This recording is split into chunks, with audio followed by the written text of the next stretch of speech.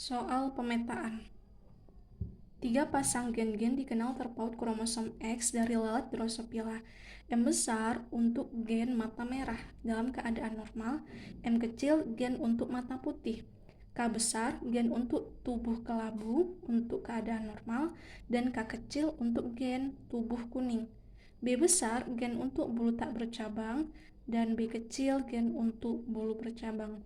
Kemudian dari perkawinan lalat jantan dan betina menghasilkan seperti keterangan ini, kita bisa membuat genotipnya secara langsung. Jadi didapatkan 500 M besar, K besar, B besar, sampai ke 10 M besar, K kecil, B kecil. Jadi keterangan yang telah dibuat didapatkan genotip yang seperti ini. Kemudian pertanyaannya, bagaimana urutan letak gen yang benar? Tuliskan genotip dan fenotip dari lalat trihibridnya. Hitunglah kromosom, koefisien, konsiden, dan interferensinya. Untuk menjawab pertanyaan yang pertama, bagaimana urutan letak gen yang benar?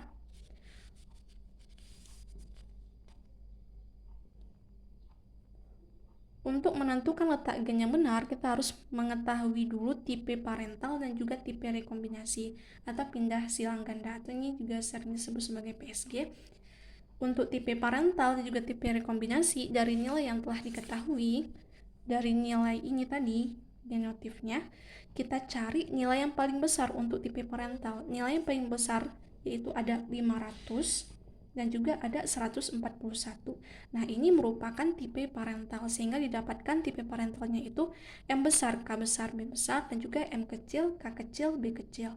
Untuk tipe rekombinasi atau pindah silang ganda itu kebalikan dari tipe parental, sehingga kita cari nilai yang paling rendah di antara nilai yang lainnya, yaitu ada 0 dan juga ada 10. Nah, sehingga didapatkan tipe rekombinasi atau pindah silang gandanya M kecil, K besar, B besar, dan juga M besar, K kecil, B kecil. Sehingga didapati tipe parental dan juga tipe rekombinasi pindah silang ganda. Apabila parental dibedakan dengan tipe rekombinasi, maka tampak bahwa ada perbedaan mengenai letak gen M-nya.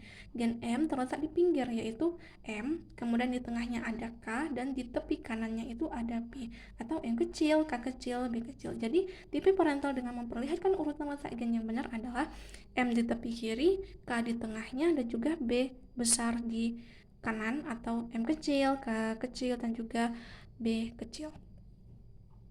Kemudian untuk soal yang kedua, tuliskan genotip dan fenotip dari lalat trihibridnya.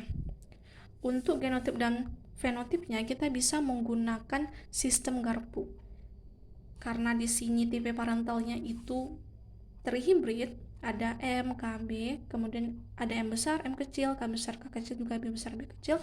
Untuk sistem Garpunya bentuknya seperti ini. Jadi dalam bentuk genotipnya M besar, M kecil, K besar, K kecil, kemudian ada B besar, B kecil.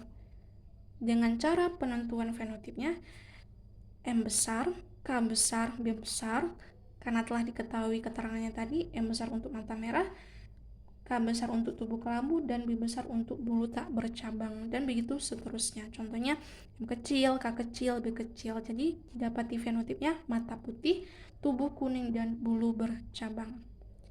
Kemudian untuk pertanyaan yang ketiganya, yang C, hitunglah kromosom, koefisien, konsiden, dan interferensinya.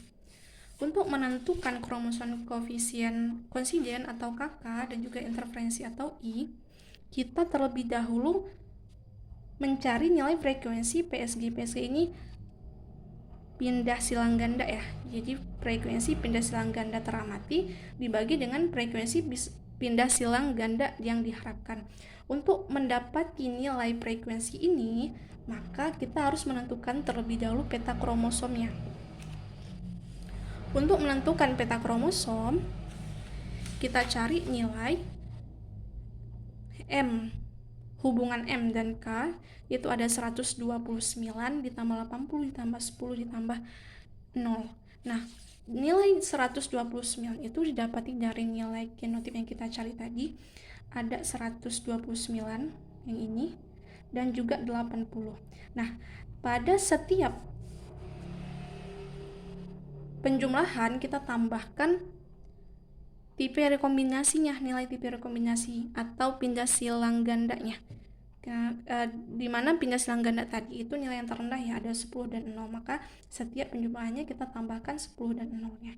Ada 10, 0, jadi 129 ditambah 80 tambah 10 ditambah 0 dibagi dengan jumlah totalnya. Jumlah totalnya ada 1000.